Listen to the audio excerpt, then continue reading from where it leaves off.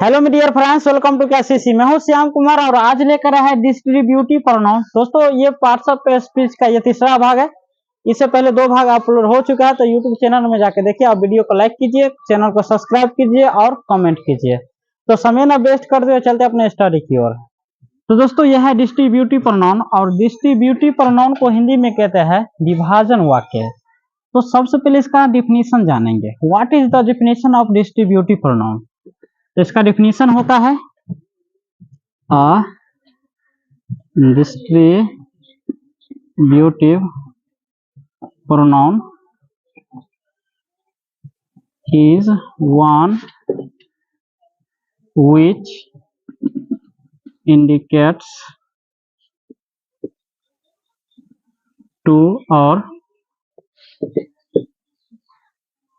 more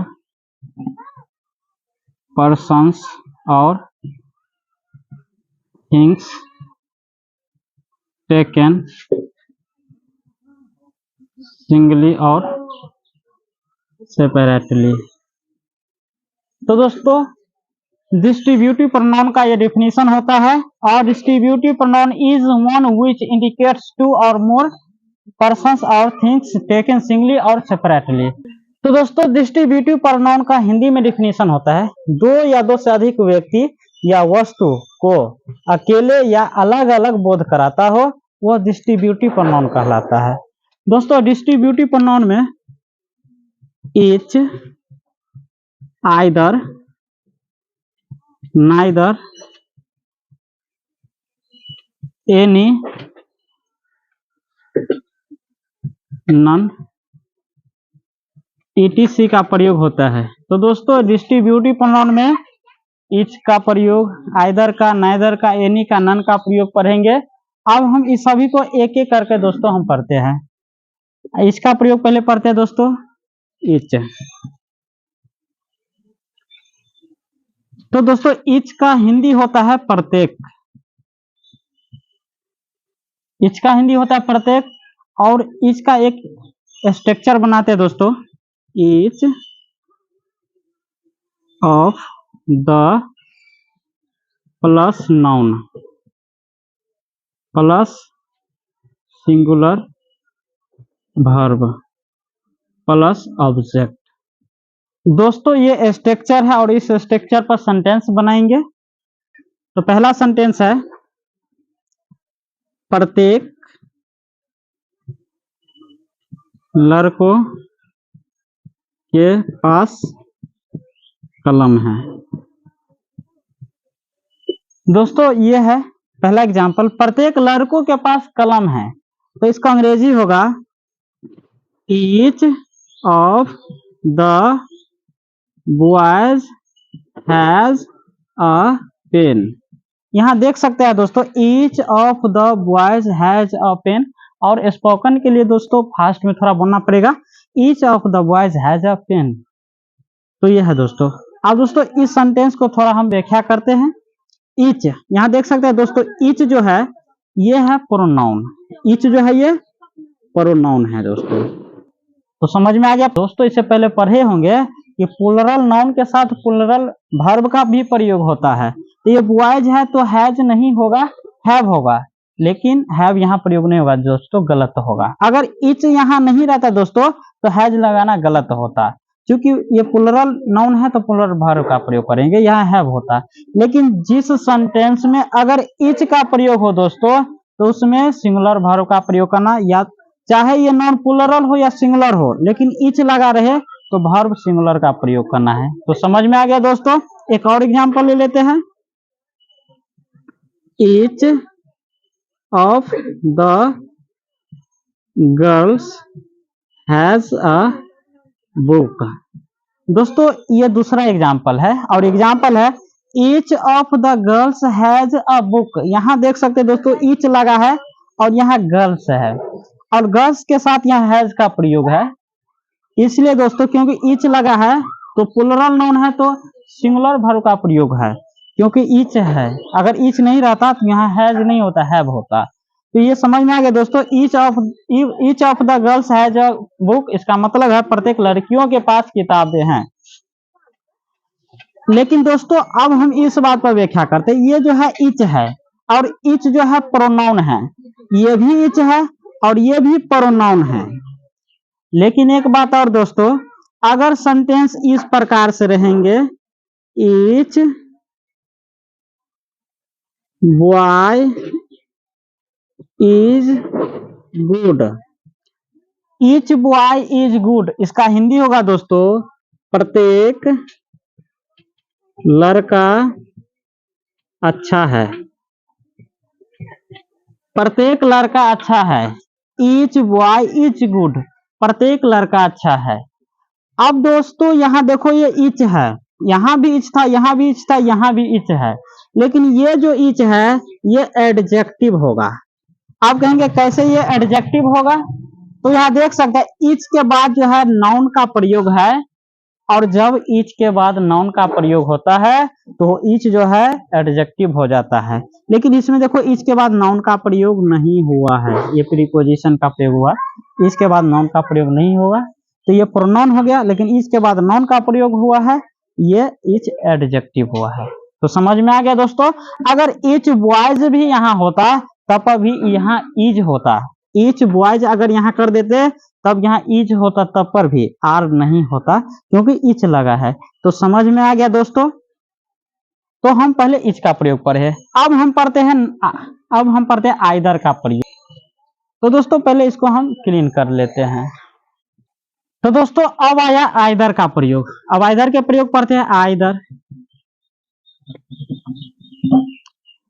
तो दोस्तों either का प्रयोग दो व्यक्तियों के लिए किया जाता है, लेकिन दो में से एक के लिए प्रयोग होता है, दो व्यक्तियों के लिए, दो व्यक्तियों के लिए आइदर का प्रयोग होता है। जैसे एग्जांपल देते हैं, take either of the two book. दोस्तों यहां देख सकते हो take either of the two book, इसका मतलब होता है दो बुक में से कोई एक ले लेना। आइदर के मतलब होता है दोनों में से एक, आइदर का मतलब होता है हिंदी दोस्तों दो में से, दो में कोई एक। तो समझ में आ गया दोस्तों, आइदर का मतलब होता है दो में से कोई एक।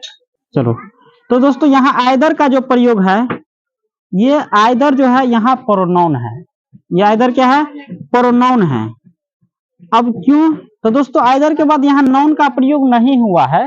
एक और एग्जांपल इसका देते हैं और इसका स्ट्रक्चर ही बना देते हैं, आइदर प्लस नाउन प्लस और plus noun plus verb plus object. तो यहां देख सकते हैं दोस्तों ये स्ट्रक्चर है, तो स्ट्रक्चर पर सेंटेंस बनाएंगे। अब यहां देखो ये आइदर है और आइदर के बाद यहाँ नाउन का प्रयोग है, तो ये आइदर जो होगा ये प्रोनाउन नहीं होगा, ये आइदर जो है ये एडजेक्टिव होगा। इसी पर सेंटेंस बनाएंगे। इसका पहला सेंटेंस है या तो आप या मैं पागल हूं। तो यहां देख सकते हैं दोस्तों सेंटेंस या तो आप या मैं पागल हूं। तो हम पहले बता चुके आइदर का जो प्रयोग होता है दो व्यक्ति में से किसी एक के लिए। जैसे या तो आप या तो मैं पागल हूं, इसका मतलब है आप या तो मैं हूं दो गोया, लेकिन एक ही कोई पागल है।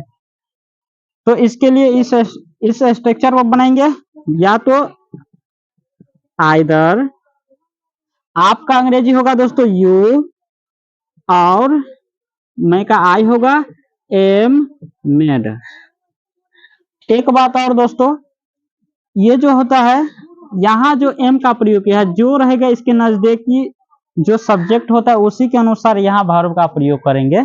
जैसे एक और एग्जांपल लेते हैं, दूसरा एग्जांपल है या तो मैं या तुम, या तो मैं या तो तुम अच्छे हो। तो दोस्तों ये दूसरा एग्जांपल है, या तो मैं या तो तुम अच्छे हो, इसका अंग्रेजी होगा आइदर, तो इसका अंग्रेजी होगा आइदर आई और you.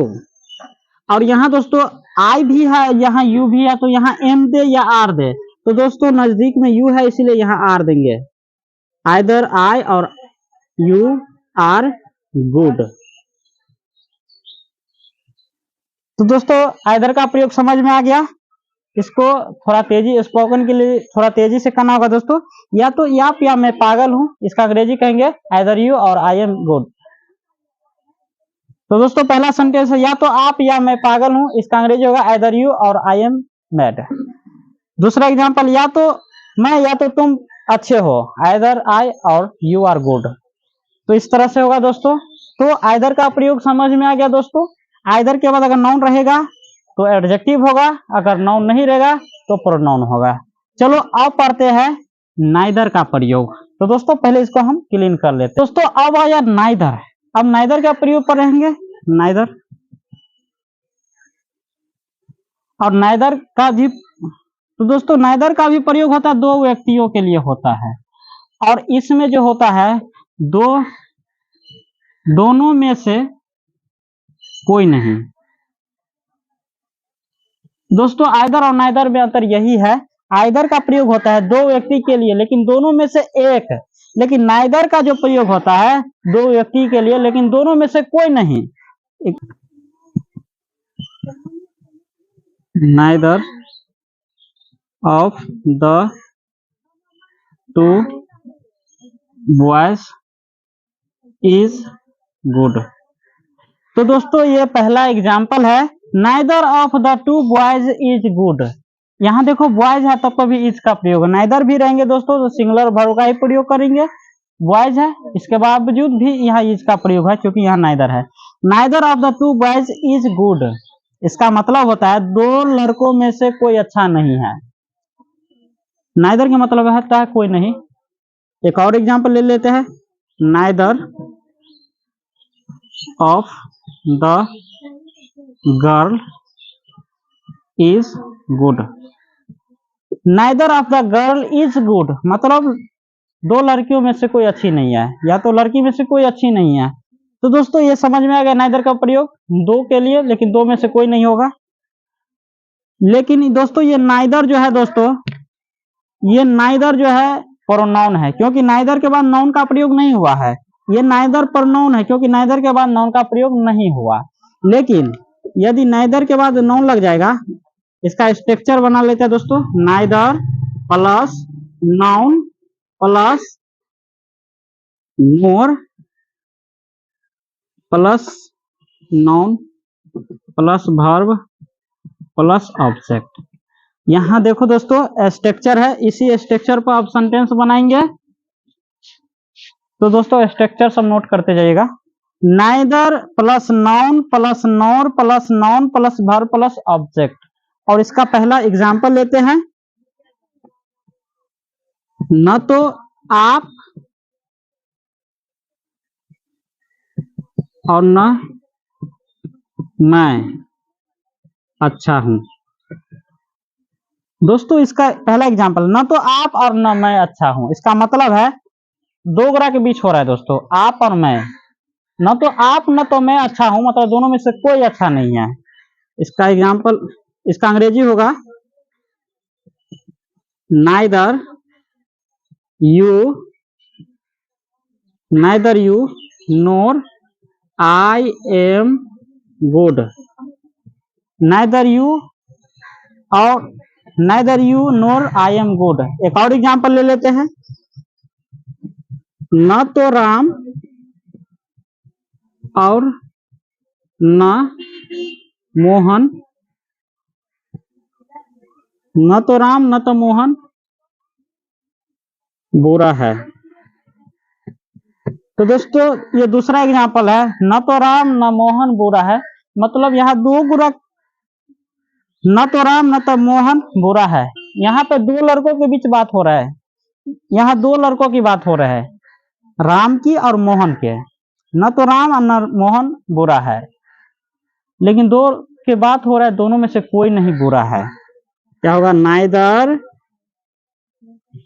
Ram NOR Mohan is bad. दोस्तों कितना स्टूडेंट ये भी कहेंगे कि सर यहाँ राम है और मोहन है, जब दो नाम एक साथ आ जाता है एंड से जुड़ जाता है, लेकिन एंड नहीं है। जब दो नाम आ जाता है तो प्लूरल वर्ब का प्रयोग होता है। तो दोस्तों सही, दो नाम आता है तो प्लूरल वर्ब का प्रयोग होता है, कंजक्शन से जुड़ा रहता है। लेकिन यहाँ नाइदर और आइदर है तो सिंगुलर वर्ब का प्रयोग होगा। Neither Ram NOR Mohan is bad. तो समझ में आ गया दोस्तों। तो दोस्तों स्पोकन के लिए थोड़ा इसको फास्ट करना पड़ेगा। न तो राम न मोहन अच्छे हैं, तो क्या कहेंगे? Neither Ram NOR Mohan is good. उसी प्रकार से दोस्तों इसका प्रैक्टिस करते रहेंगे और अंग्रेजी बोलना आसान हो जाएगा। दोस्तों अंग्रेजी बहुत जल्दी बोल सकते हैं। ये स्ट्रक्चर सब नोट करते जाइएगा। चलो, तो नाइदर के आइदर के इसका प्रयोग दोस्तों हम पढ़ लिए। एनी का मतलब होता है कोई, एनी का मतलब होता है कोई, और नन का मतलब होता है कोई नहीं। एनी का मतलब होता है कोई और नन का मतलब होता है कोई नहीं। एग्जाम्पल है दोस्तों। तो दोस्तों एनी का हिंदी होता है कोई और नन का हिंदी होता है कोई नहीं, कोई नहीं। तो समझ आ गया? एनी का मतलब कोई और नन का मतलब कोई नहीं। एग्जाम्पल, कोई पागल है, कोई पागल है तो क्या होगा? Any is mad, any is mad. और यही कहेंगे कोई नहीं पागल है, कोई नहीं पागल है, कोई नहीं पागल है। तो इसका क्या होगा? None is mad. तो दोस्तों इतना था यह डिस्ट्रीब्यूटिव प्रोनाउन में जो मैं बताया हूं। अगर वीडियो अच्छे लगे तो लाइक कीजिए, चैनल को सब्सक्राइब कीजिए, कमेंट कीजिए, और इससे नेक्स्ट जो है प्रोनाउन वो दोस्तों नेक्स्ट वीडियो में बताएंगे। तब तक के लिए बाय।